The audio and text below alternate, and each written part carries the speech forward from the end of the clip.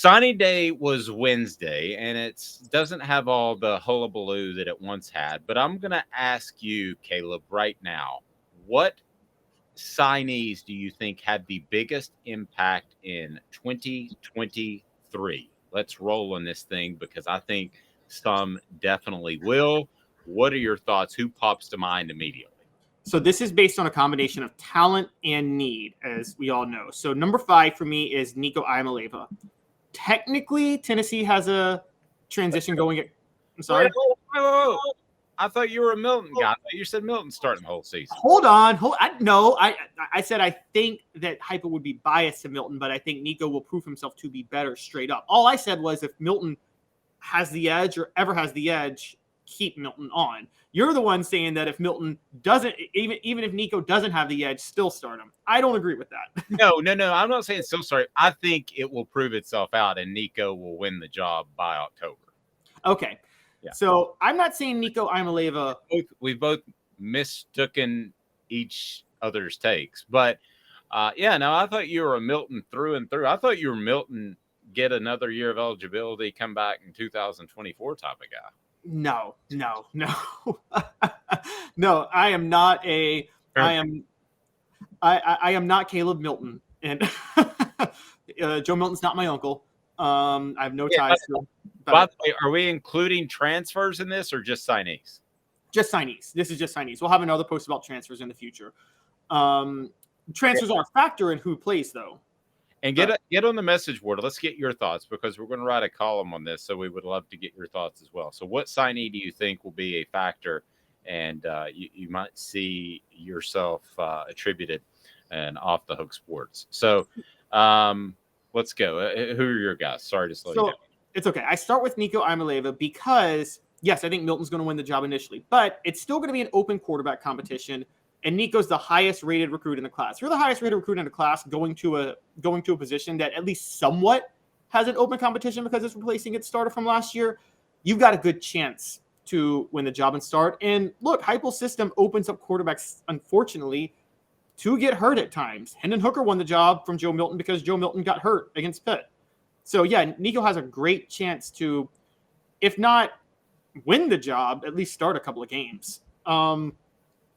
Number 4 for me is Shamarad Umarov, the highest rated offensive lineman. He is specifically an interior offensive lineman. Jerome Carvin is an underrated loss for Tennessee. Tennessee's added 2 transfers on the line, Andres Carrick and John Campbell, but I think they're both being looked at to fill the void Darnell Wright left. And so I think they have some issues on the interior offensive line, and I think Umarov could fill that immediately. Do you have any disagreements with me on that, Dave? I'm always hesitant to say alignment on either side would have an immediate impact just because it's such a vast change. However, I wouldn't argue that point. I think it's a position of need, which you mentioned. I think he's highly rated, and I think he's in the Alpharetta, Atlanta area, so he's used to a high level of competition. So I would roll with that. Typically, I would say no on linemen, but I'll roll with that for sure. Okay. Number 3, I'm going Jordan Matthews. There are 2 cornerbacks committed that were composite 4-stars in Tennessee's class, Jordan Matthews and Ricky Gibson III. Now, it's funny because cornerback actually doesn't really lose anybody, and they get Warren Burrell back, and they add BYU transfer Gabe Judy Lally. So this is just solely – that's why Jordan Matthews and Ricky Gibson aren't just the top 2. Quite honestly, because this is solely based on how bad the cornerback play was last year. I think it was so bad that Heupel's going to be desperate and look for every newcomer to see who's going to start. And so I got Matthews a little bit above Ricky Gibson because I think Matthews is a little bit taller. I think that's going to help a little bit. He is more highly rated. So my money right now is on Matthews, but that's on minimal evidence. Gibson could be the guy too, but I think one of them is going to end up winning one of the jobs. I think that we're going to have to agree a lot on this because we're genuine and we're not going to be Shannon Sharp and Skip Bayless and just disagree for the sake of disagreeing. But I'm with you on Jordan Matthews. I think that Jordan Matthews is longer, bigger, rangier. So I would say Jordan Matthews plays this year and has a slight edge over Ricky Gibson based off the tape I've seen. But certainly see. I also thought Justin Williams Thomas would play last year. Now he's gone. All right, so let's roll ahead. Who else you got? All right, number 2. It's funny because we just talked about linemen. I'm going to the defensive line, and I'm saying David Hobbs. There are 3 defensive linemen that you could really see making an impact, which is David Hobbs, Arizona State transfer Omar Norman Lott, and Nathan Robinson, who had such an impact in bowl practice that Jordan Phillips entered the transfer portal. I firmly believe that.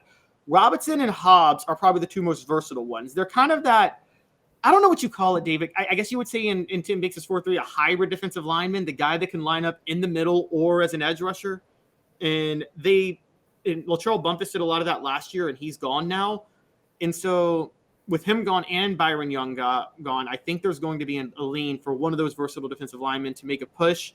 Although Nathan Robinson had had the impact in bowl practice that I believe he had, David Hobbs is more highly touted. I just think there's so much hype behind him that I think just raw talent's going to get him on the field early. Okay, so who else you got? Are we to 5 yet for you? We're at 5. And number 1, I mean, again, I could have named like every linebacker in this class if I wanted to. Jalen Smith, Jeremiah Tellender, but the most highly rated one is Arian Carter out of Smyrna, Tennessee. I think was a huge recruiting get for Heupel. That was crucial. Look, yes, Tennessee added BYU transfer Keenan Peely, but they lost Jeremy Banks and they lost Jawan Mitchell to the transfer portal. And Solon Page, who was 4th in the rotation last year, has graduated. So Aaron Beasley's the only rotational player that's back. They need a lot of help at linebacker. I think Arian Carter you might see starting next year. I really do. I think he might win the job day one of the linebacker jobs.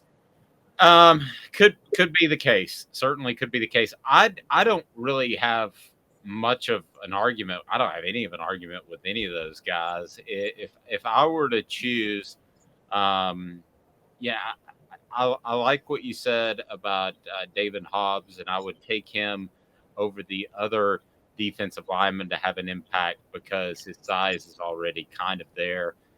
He's at 277. I think he has to decide, and Tennessee has to decide if he's going to bulk up and be that strong side defensive end or defensive tackle, or if he's going to try to grow into a pass rusher. But I think he's a great athlete. So your 5 were Nico, Matthews, Hobbs, and who else?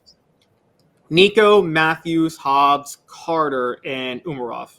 Okay, Carter and Umarov. So I guess I would have a little bit higher up there than you. I would have Ethan Davis. And that may sound crazy because he's a tight end. And it's the deepest Tennessee's tight end group has been in quite some time. They got a lot of players there. But they do lose Princeton Fant. And I know they have the young man who transferred in, McAllen Castles.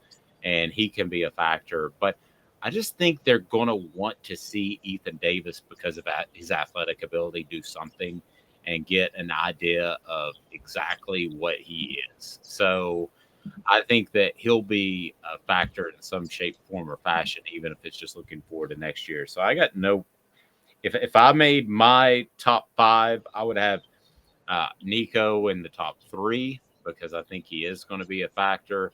I would actually go Jordan Matthews, number 1.